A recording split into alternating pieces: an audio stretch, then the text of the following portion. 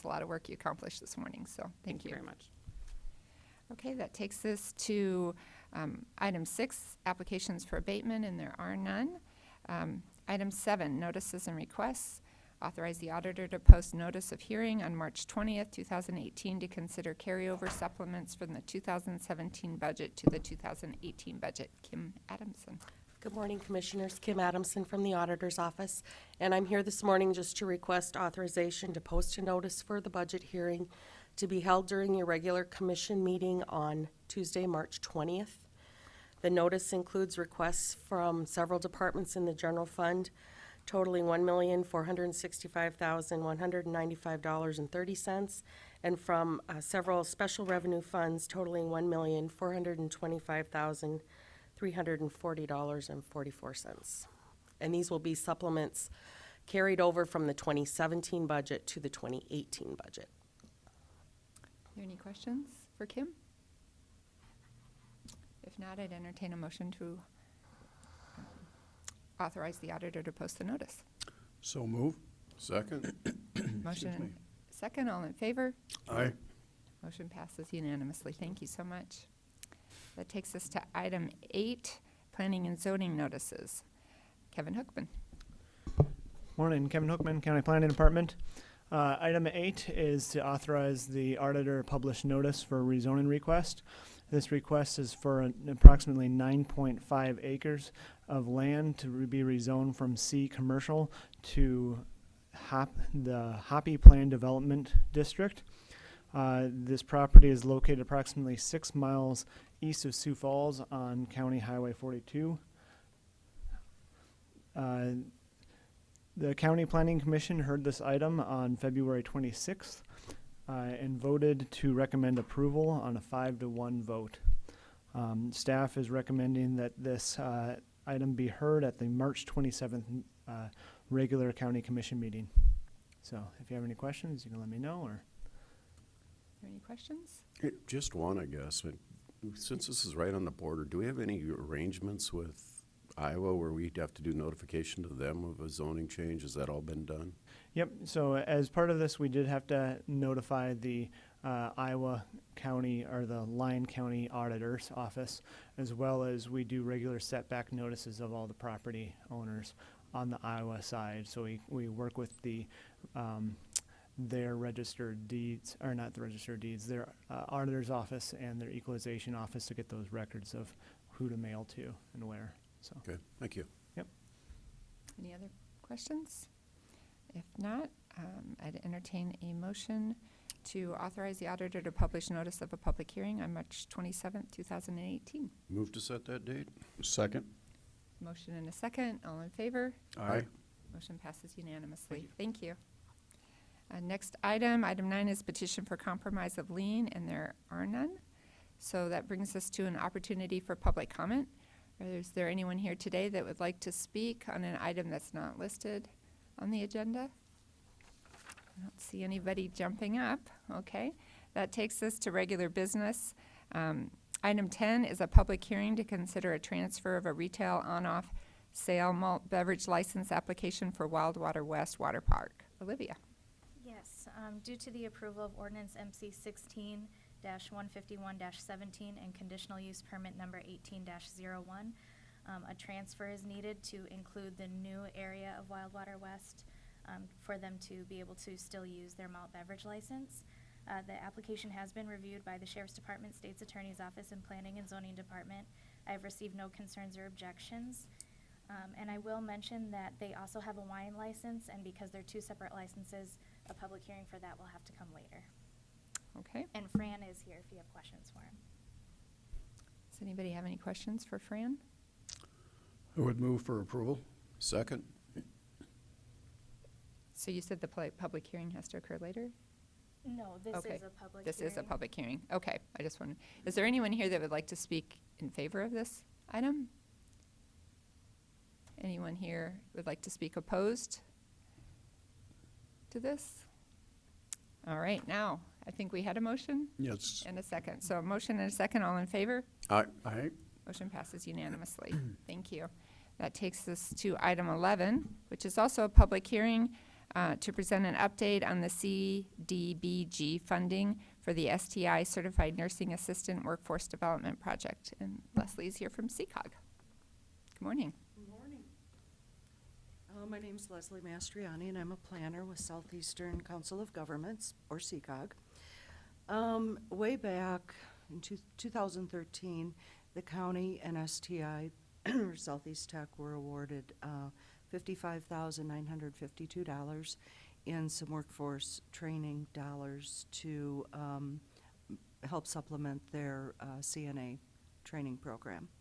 The funds were used to purchase equipment and to increase capacity and to award scholarships to low to moderate income students. The final draw of these funds was in 2015, and we have everything in place to close the grant out. However, when our files were being reviewed by HUD and the CDBG program, it was discovered there was never a progress public hearing.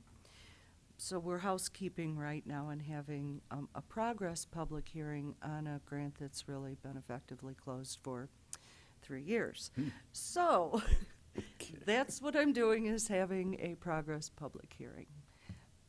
Tail between my legs. I wasn't here. What can I say? And that's all we need to do, just give you the information, and you don't need to make any action on it. It's just for your information only. So, Okay, well, since this is a public hearing, is there anyone here that, besides Leslie, that would like to speak in favor of this item? You didn't bring a bunch of CNAs here to talk about their great experience, huh? the weather. Yeah, yeah, that had to be it. Anybody opposed? All right. Any other questions for Leslie? I would just say that there's a huge need for CNAs in that industry, and I'm glad that we were able to extend that grant to make it more successful. I agree. All right. So that's it. We don't need a motion or anything. Nope, we're All right. done. All right, Okay. thank you. Yeah, thanks for coming out this Sure morning. thing. All right, that takes us to item 12, where we'll consider a recommendation for bid award on project MC 1705, installation of countywide cable guardrail at various locations. DJ Boothie. Good morning, Commissioners. DJ Boothie, Highway Superintendent. On February 21st, we opened bids for our countywide high-tension cable guardrail project. We received 3 bids for this bid opening. The lowest was BX Civil and Construction out of Del Rapids for $344,098.50. Our engineer's estimate of the probable cost was $351,822. So pretty close to that.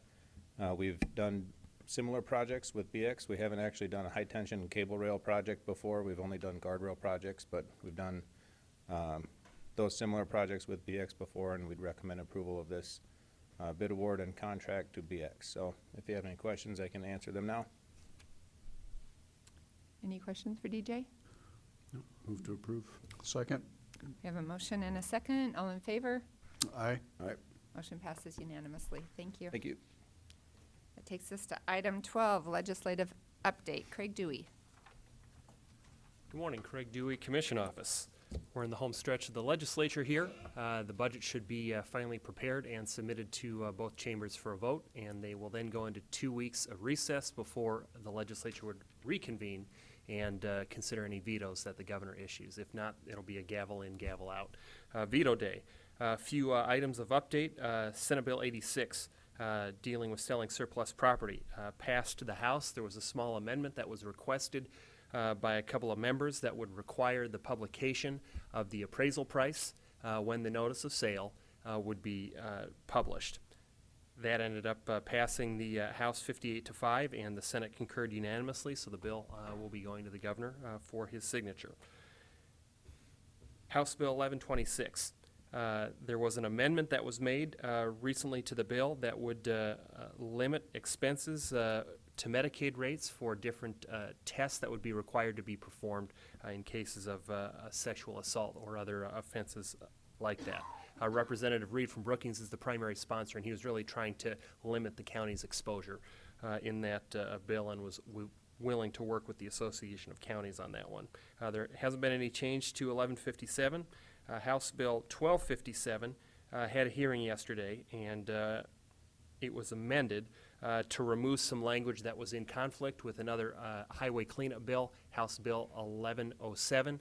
And our highway superintendent, DJ Boothie, had been working on 1107 over the past number of months. And so the change was made to 1257 just so that there weren't any competing sets of languages in either bill.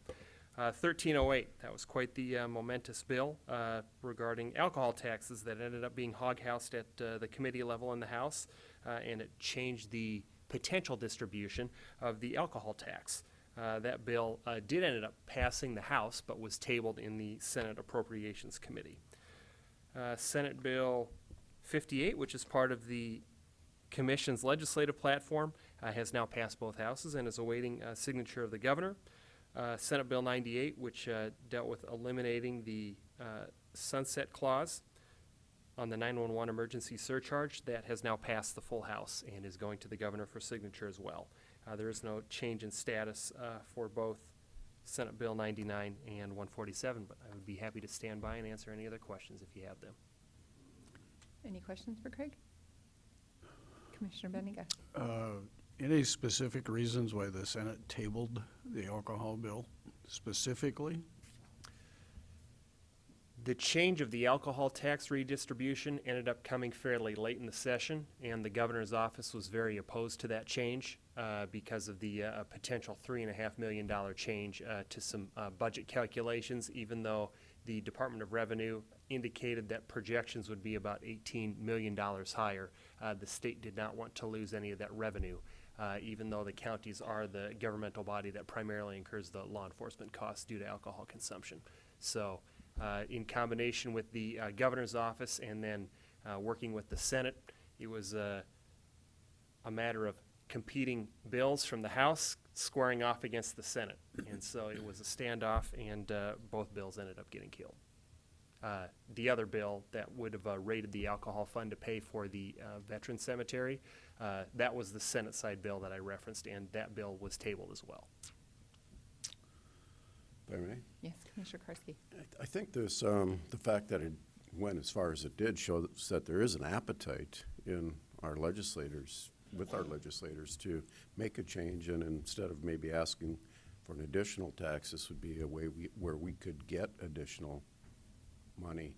And I think we need to pursue this in the next legislative session. I think it needs to be part of our platform that we make this change and forward that through the County Commission Association.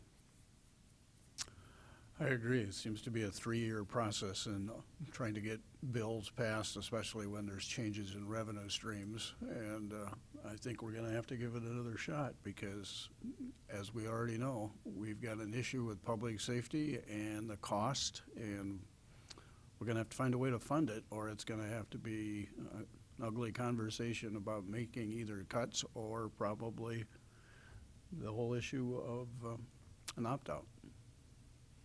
If I could add to that as well, Commissioner Heiberger was out testifying in favor of those alcohol tax bills at the legislature, and had a conversation with the Department of Revenue making that case again, that conversation should be taking place after the legislative session. And it appears that Revenue is at least open to discussing the topic. That doesn't mean that they're supportive of the change, but they're, I think, at least open to having a discussion. Well, thank you. And I would agree as well. I know when I spoke with legislatures or attended coffees, I do believe there's a more widespread understanding of the financial challenges that counties are facing and dealing with, particularly public safety costs. So I am hopeful, and I feel strongly that it does need to be part of our agenda for next year at this legislative session. And I appreciate the folks that worked hard on this and the folks that hog-housed the bill and provided the potential solutions, so, or part of the solution anyway. So thank you, and thank you for all your work. I know you spent a lot of time up in Pierre this session, so thank you very much. Happy to be out there and happy to be home. I think a lot of people say that about Pierre, so. All right, so that takes us to item 13, liaison reports. Are there any liaison reports this morning? Doesn't look like it. I did meet with DJ Boothie, your highway superintendent, last week, and I didn't bring my notes from the meeting, just so you know that we did sit down and take a look at just kind of administrative stuff and go over things. So keeping that communication path open, I guess. I would just say that we all got a copy of the IT update and been involved with that for a while. And I'm just amazed at how well they're doing getting this on schedule and frankly eliminating most of the concerns and problems that we generally see when you make a software change. They've done an awesome job. Monty and his staff have been incredible to work with. Yeah, I don't think there's anybody that disagrees on that, so. Okay, that takes us to item 14, new business. Is there any new business? Thanks. If not, item 15, old business. Is there any old business this morning? All right, if not, I'd entertain a motion to adjourn. There's no executive session today. So moved. Second? Motion and a second, all in favor? Aye. Motion passes unanimously. Thanks for coming, everyone, this morning.